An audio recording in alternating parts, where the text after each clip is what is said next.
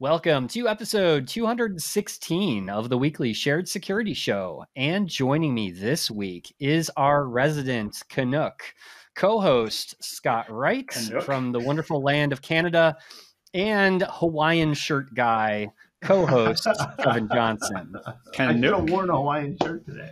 Canuck. What is a Canuck? You're a Canuck. You don't know what a Canuck is? You're in Canada. A Canuck, not a Canuck. See, I'm so American. You're so American. You can't even pronounce it. Wait. It's not Canuck? Out and about. Canuck. Yeah. A boot. I always thought it was Canuck. See? Florida man says it's that. Yeah. So I'm going to say, Scott, you're wrong. We outvoted you. All right. Two of us, one of you, we win. That's democracy. Just take us. Just annex us. Why don't you? Yeah. Hey. Ooh, is that too low? No.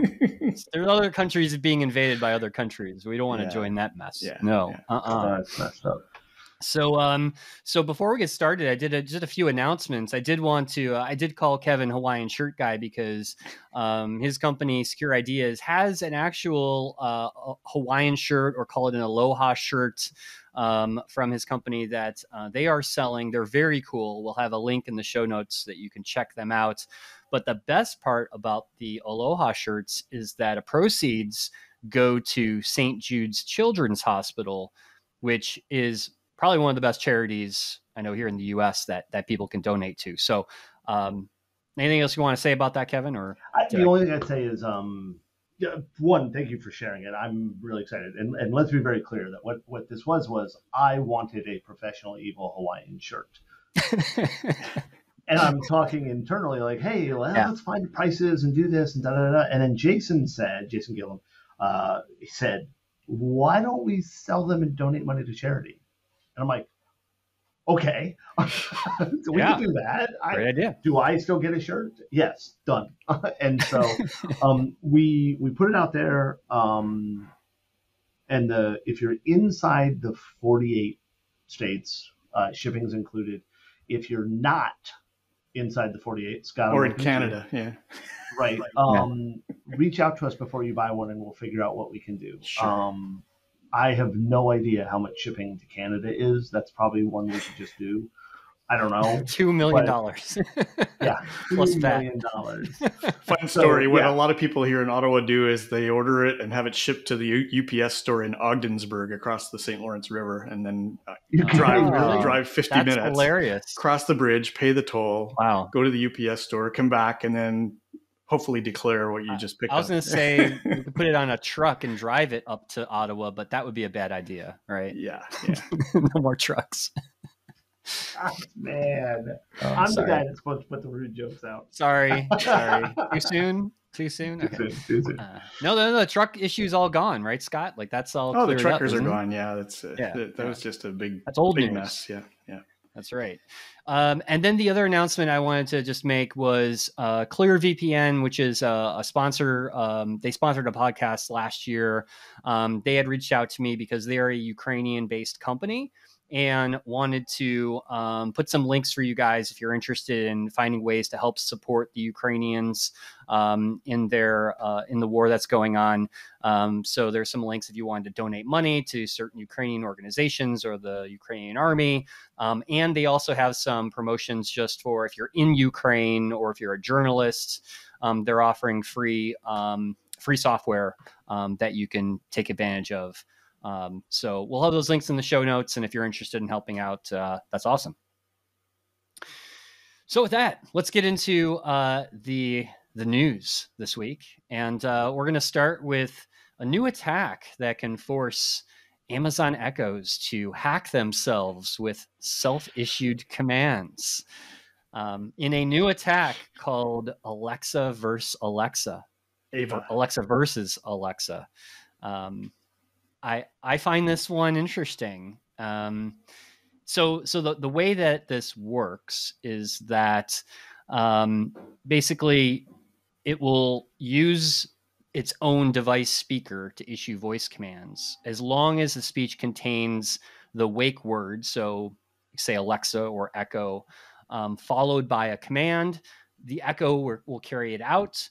And even when there's devices that require like verbal confirmation before executing like sensitive commands like turn off the alarm system or something else, you can bypass that by just adding the word yes a couple seconds after issuing the command.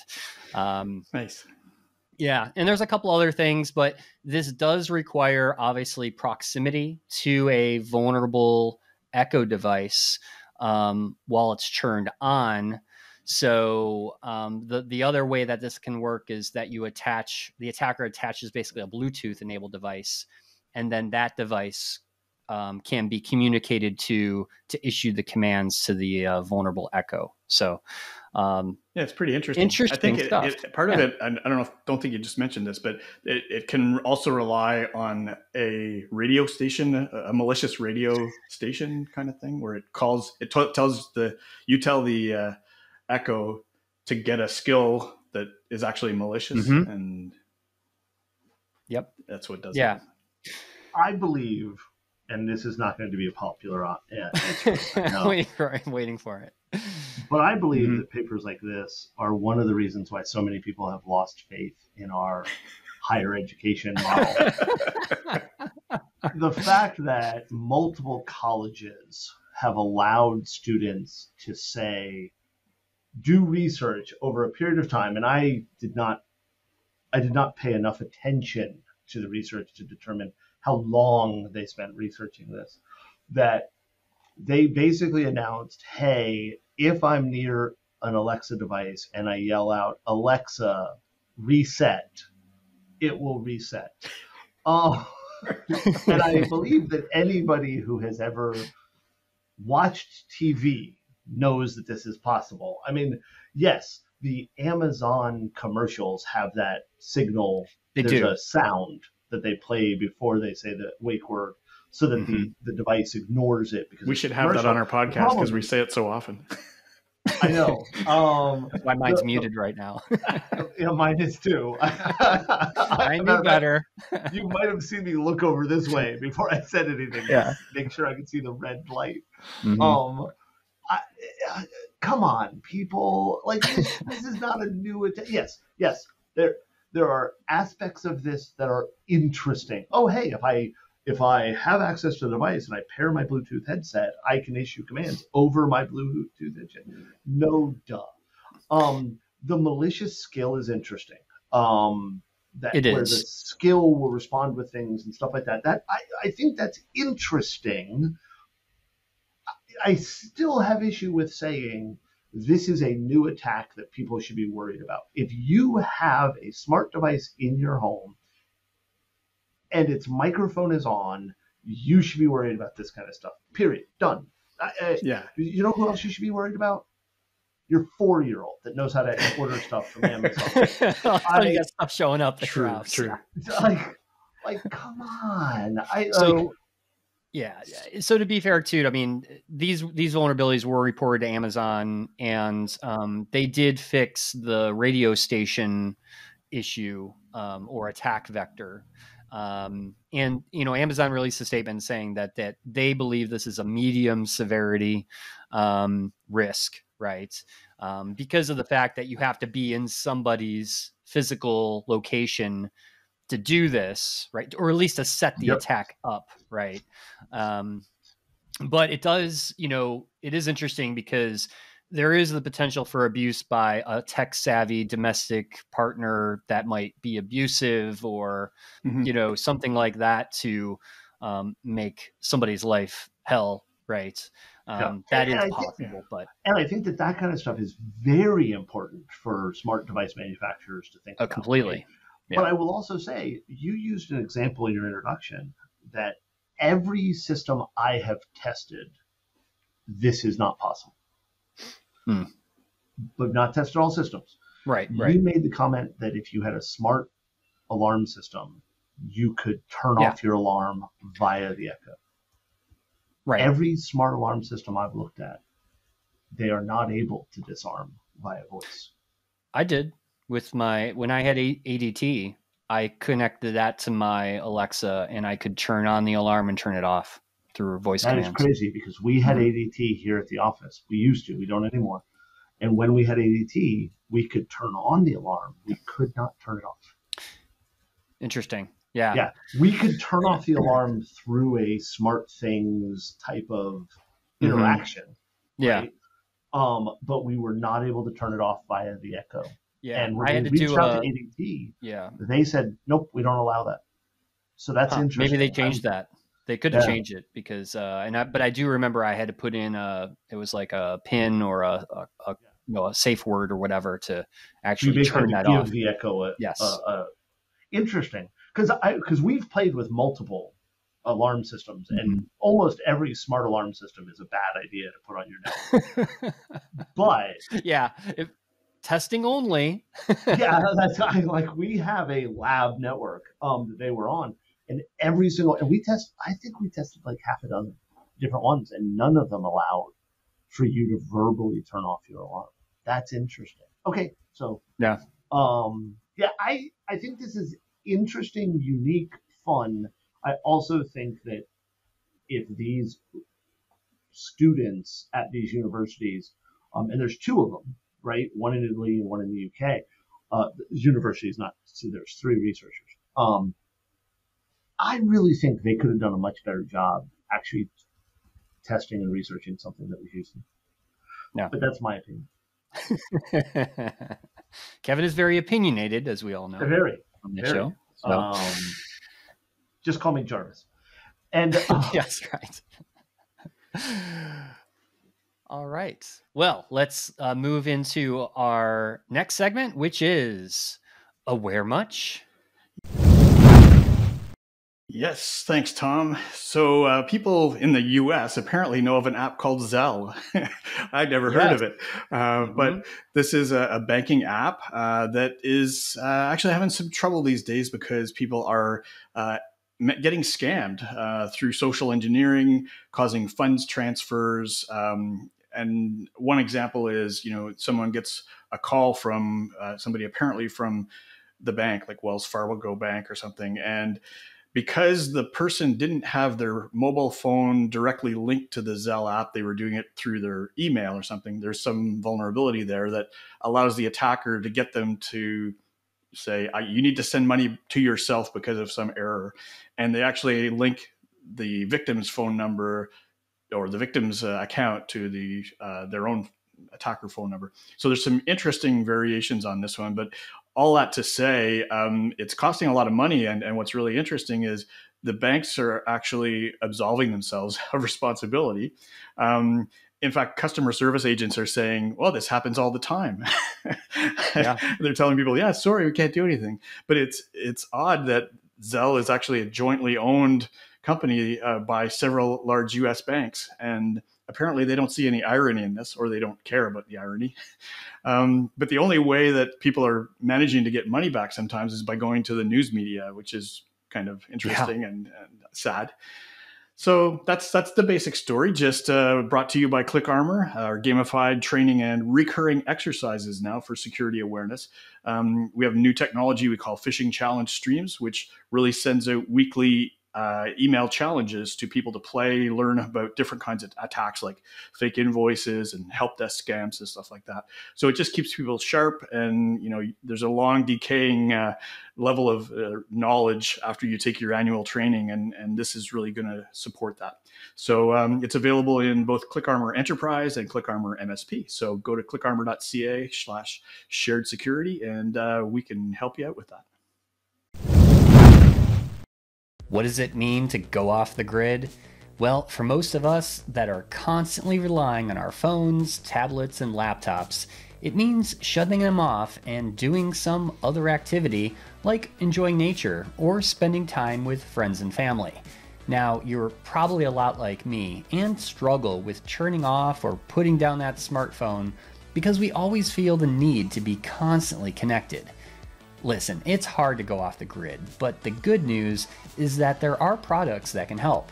So that's why I recommend using a silent Faraday bag, which can instantly block all wireless signals, quickly taking you off the grid and giving you back control of your wireless devices. Check out their full product line at slnt.com, and because you listen to this podcast, make sure you use discount code SHAREDSECURITY at checkout to receive 10% off your order. If I may ask, Scott, Yes. I read the article. I've looked into this. Am I correct that there isn't a vulnerability in Zelle that they're exploiting? Correct. That what they're doing is they're social engineering the user to approve or transfer money Yes. or whatever. Yeah, Right. I'm but correct, right? I think you're right for the most part, but I kind of feel there's got to be a vulnerability there where somebody can actually convince you to assign their phone to your account, right? You must have to send because you'd send a message to the phone and then the attacker would say, I don't know if there's a way around that, but it sounds like something that is kind of a gap that they're obviously exploiting. So usually the attacker has access to the person's online banking accounts, or a way to right. They gain access to the Zelle account. Right. Like you could just sign up for Zelle without the bank account, and it tries to verify who you are. Yeah. And by doing that, it will send you a two-factor auth code to your phone. And what happens is the attacker gets you on the phone and says, hey, this is your bank. We see that there's a transaction that's happening. Please verify your code. And what you're doing is you're allowing the attacker access to your bank account. That's how I understand. Okay. Maybe I got it backwards then. Sorry about that. But it seems like there shouldn't be a way though or there should be something that would I'd like to believe alert the person that they're connecting to an account that they didn't think they were. Yeah, I will ask, and I'm not arguing it. I'm curious. I just watched a video that was like, man, that's awesome and awful and evil. And there was this lady, and she was putting a deposit into an ATM, and there was a person behind her. And as she was doing everything, right, there was a problem with the ATM machine, and the person behind her was like, let me help you. Right. Like, and they swapped. And as they were doing stuff, somehow, now I'm blanking on it, she handed the deposit envelope to the guy behind her. And he swapped it with another envelope. And so like she handed it, he handed back a different envelope, and then he left. Sleight of hand. Right. Now here's my question. Would the bank be responsible for that? That's a great question. And I think the answer is no. Yeah, I think you're right. Yeah. So I'm curious why we think the banks should be responsible for you falling for. And I'm not arguing it because I totally believe that banks get away with absolving themselves from responsibility way too often. But everything about this attack says to me, the person fell for a social engineering attack and gave access to somebody. Let's be blunt, right? When my mom lived with me, she had the ability to access my bank account. If she took money from my bank account, the bank would not be responsible for that. Yeah. You're right. I don't know if there's actually any proactive or preventative measure that the banks could be, responsible for doing or be expected to do. I can think of ways they could do it. They could make the sign-up process way higher touch, right? But that's a balancing act, right? Like, I want access right now. But if you're able to transfer thousands of dollars, I mean, you kind of think, somebody should be looking out for you, but apparently not. I absolutely think somebody should be looking. I totally agree with you, Scott. Somebody should be looking out for you. I'm just where my brain is going with it is, it's kind of like when people say, "Oh, it was cyber theft." There is no such thing as cyber theft. That's theft. It just happened to use a network. Right. So if we treat, I don't know. I don't know. I was telling Tom, in Canada, for example, in the banking system here, there are only 5 or 6 large banks. So everybody kind of has one of the few. It kind of makes it easy for attackers, right? You can get 20% of the people by saying you're with Desjardins or something. But all the banks' terms and conditions for using online banking, in the fine print, it says you're responsible for your account if it gets logged in with your password. So if you get scammed or your password gets stolen, you're out of luck, right? So otherwise, you actually have $50,000 worth of deposit insurance on your account, unless they find that case where they say, well, it was using your online banking password. So they're always going to look for a way to get out of that. Yeah, I think the other problem with it is that the banks have purposely made it very easy to activate Yes. this within an Yep. online banking account. Mhm. So I looked at mine. So my bank, and I'm part of just like a regional bank and not a massive, Yeah. like Bank of America. And they actually have it where I can just click a button in the app and I automatically can start sending money through Zelle. It's funny. It's that My easy. And my that's, credit union doesn't support Zelle, doesn't support Plaid, doesn't support all these types of Mhm. things. And I'm like, oh, awesome. And we just got notified like last week that they're doing an upgrade to the online banking system, and all of a sudden we're going to have Zelle and Yep. Plaid and all. And I'm like, ah! So I'm going to have Yeah. to go look and check because you're absolutely right. They absolutely make it easy for you to do it, and that's a problem. Yeah. But I Yes. don't know. These are one of those ones where I'm not saying it's good. I'm just saying I Great don't point. know the right answer. Yeah. It's a gray So, area for yeah. sure. Yep. But we can all hate on banks because they have more money than us. So And they care a lot damn about it, they that. should fix this. They can make unlimited money because they're a bank. Yeah. And they really care what we think about them. They do. Yes. They do. The customer is always right, or some crud like that. So, last story of the week, Samsung confirms hackers have stolen the Galaxy source code. This is interesting. So Galaxy devices, very popular, phones and tablets that are out there. There was a breach apparently that the same hackers that have hacked NVIDIA. So that was another. We didn't really cover the NVIDIA story, but they had hacked NVIDIA and they had shared screenshots showing about 200 gigabytes of stolen data, including the source code used by Samsung for encryption and biometric unlocking functions on Galaxy hardware. Samsung did not confirm or deny the identity of the hackers or whether or not they had stolen data related to encryption or biometrics, but they said that no personal data belonging to employees or customers had been taken. So they basically had inadvertently confirmed that this was true without saying it was true. Mm-hmm. The NVIDIA hack. So if you're not familiar with that, that hacking group attempted to blackmail NVIDIA, threatening to leak all their data unless NVIDIA removed cryptocurrency mining limiters from their GPUs and then made their drivers open source, which is kind of funny. I laughed at that one. Yeah. But this group has not made any extortion attempps towards Samsung as of yet. That's probably because nobody wants the source code to not. And I held up my Samsung phone. As you hold that up, yes. And I guess this brings up we've seen source code breaches before. I think this is pretty serious in terms of, depending on how seriously they take the security of their source code. As we talked about on the show before, if you have access to the source code, you can find vulnerabilities. You now fully understand how everything works, and it's a pretty large risk having that exposed. Yeah.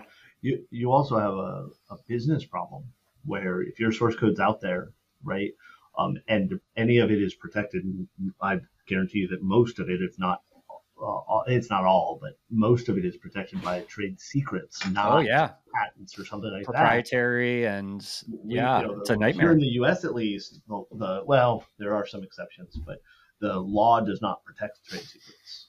Right? Yeah. The whole protection of trade secrets is that you, the organization, protect it. If they release it this way, competitors can make use of that. So we have the security issue, but we also have the business issue. Yes. And of course, the answer is, okay, how'd they get it? Like, what else did they have access to? Okay, so Samsung says customers and employees' data is not stolen, but I'd like to believe that their source code is in a somewhat secured portion of their network, the same way customer data is, right? So I don't know. I think this is interesting. I think it's bad that it happened.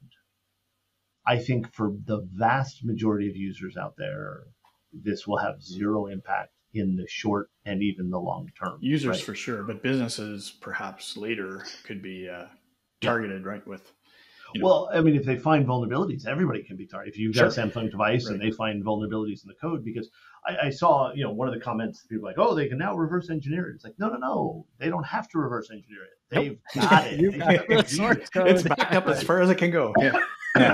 That's right. And the best part is it's even got the comments, and they're so much fun. Yes. Oh, developer comments? Yes. Yes. Yeah, they are. I keep thinking of people or groups like the NSO group. That this is extremely valuable for writing 0 days, future 0 days, things like that, and zero-click exploits, right? All kinds of things. So that'll be interesting to see how this plays out. But I was thinking how did they gain access to source code? And I don't know, they haven't released the attack vector, but I remember pen testing, and I used to find source code all the time in .bak files hanging out on a directory off a public website. I'm just saying, I know it's 2022, but could have been used in a USB drive transferring from one machine to another, and then the guy used it for something else and took it home. And forget back files. I mean, you compromise the workstation, and it's the developer. The developer has the source code, right? Of course, it's on their workstation. Yeah. I mean, I have source code on my workstation for projects I'm working on. Yeah. And if I was the Galaxy developer, I've used Galaxy for a while. There's just one developer. And it's just one person. And I mean, I would love more information on the compromise, and I'd like to read the comments in the source code. That's right. So, all right. Well, with that, I think that's all we have for this week's episode. But thank you both for you guys. Great conversations as always. And for all of our listeners, if you haven't checked out our Reddit community, make sure you do that. We're always posting interesting things. And you can comment. You can comment on topics from the show or other other articles. Post your own articles. Yeah. That's right. Yeah, we'd love to hear more from our listeners. So with that, thank you all for listening and watching on YouTube, and we will talk to you all next week. That's all for this week's show. Visit our website, sharedsecurity.net, for all previous episodes and to sign up for our email newsletter. Looking for Shared Security merch? Be sure to check out our online store at store.sharedsecurity.net. Don't forget, you can always find us on Twitter at SharedSec, and please hit that like and subscribe button below. Thanks for watching, and I'll see you next week for another episode of the Shared Security Show.